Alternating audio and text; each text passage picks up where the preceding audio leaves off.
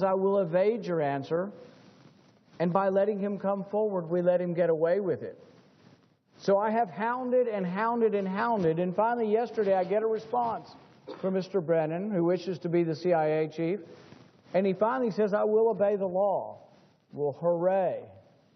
Good for him. It took a month to get him to admit that he will obey the law. But it's not so simple. You see, the drone strike program is under the Department of Defense. So when the CIA says they're not going to kill you in America, they're not saying the Defense Department won't.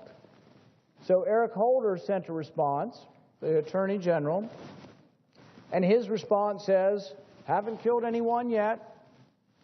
I don't intend to kill anyone, but I might. And he pulls out examples that really aren't under consideration. There is the use of lethal force that can always be repelled. If our country is attacked, the president has the right to defend and protect the country. Nobody questions that. Nobody questions if planes are flying towards the Twin Towers, whether they can be repulsed by the military. Nobody questions whether a terrorist with a rocket launcher or a grenade launcher is attacking us, whether they can be repelled. They don't get their day in court.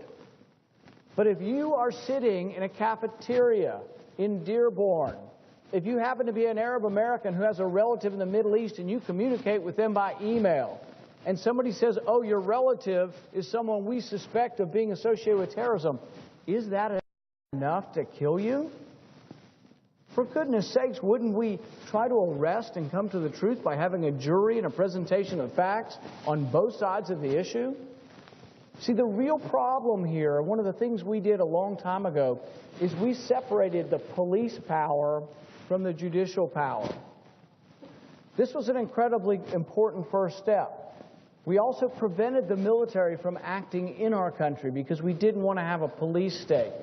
One of the things that we greatly objected to with the British were that they were passing out what were called general writs, or writs of assistance. These were warrants that allowed them to go into a house, but allowed them to go into anyone's house. And so what we did when we wrote our Constitution is we made the Constitution, we made the Fourth Amendment specific to the person and the place and the things to be looked for. We didn't like the soldiers going willy-nilly into any house and looking for anything. So we made our Constitution much more specific. I think this is something we shouldn't give up on so easily. I think that the idea that we could deprive someone of their life without any kind of hearing, essentially allowing a politician. I'm not casting any aspersions on the president. I'm not saying he's a bad person at all, but he's not a judge. He's a politician. And he was elected by a majority, but the majority doesn't get to decide who we execute. We have a process for deciding this. We have courts for deciding this. To allow one man to accuse you in secret, you never get notified you've been accused. Your notification is the buzz of the propellers on the drone as it flies overhead in the seconds before you're killed. Is that what we really want from our government? Are we so afraid of terrorism? Are we so afraid of terrorists that we're willing to just throw out our rights and our freedoms, things that have been fought for and that we have gotten over the centuries? At least 800 years, if not 1,000 years worth of protection. Originally, the protections were against a monarch. We feared a monarch. We didn't like having a monarch. We came to this country, and so when we set up our presidency, there was a great deal of alarm. There was a great deal of fear over having a king. And so we limited the executive branch.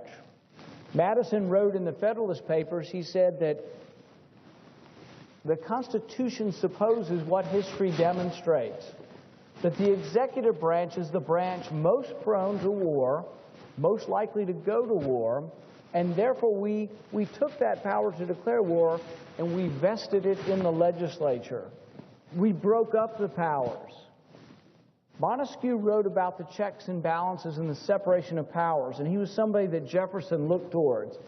They separated the powers because there's a chance for abuse of power when power resides in one person.